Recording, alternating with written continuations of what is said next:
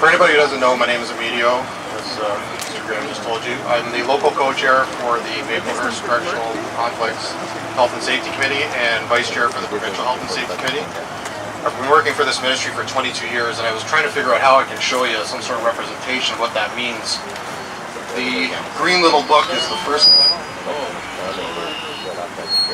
That's the first collective agreement right there, 1992, when I started in this ministry.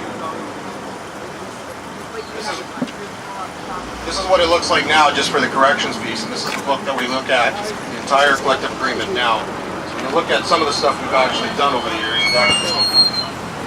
it's actually a big improvement, but we're always looking for more. One of the things that our committees do every day is we just keep challenging to get better stuff for the workers that work inside the jails and for the conditions. One of the biggest problems, like Dan said, is that the inmates are helpless in here because you got other inmates that are better armed than they are, and sometimes better armed than we are.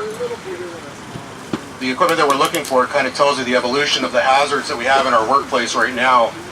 We have vests and escort vans that are specifically equipped for the work that we do. We have the batons, the uniforms, the pepper foam, metal detectors, and everything else that we're trying to do. And now we have to actually look for body scanners and other things so that we can detect the contraband they have that's not made of metal. Things like ceramic knives and everything else that they like to bring in. One of the other biggest challenges we have right now is just getting everybody on side to talk about the occupational stress injury at work. The post-traumatic stress disorder is one of the biggest challenges that nobody ever wanted to talk about, and we want to expose it and get them to deal with it. For people that don't realize, the members on these committees, we volunteer to do this work. It's not a paid position. We come to work knowing there's danger behind these walls, and we believe it's our right to get the equipment and the training, the supports we need to go home in one piece at the end of our shift. So these rallies are your show of support to everybody to say, you know what, we support our committees doing this work.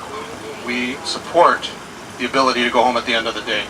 And it's a call to assemble all those forces and your demands and say, it's for our collective good that we're doing this. So in closing, I just want to say, support each other and support your local executive and your bargaining teams, what we're about to do.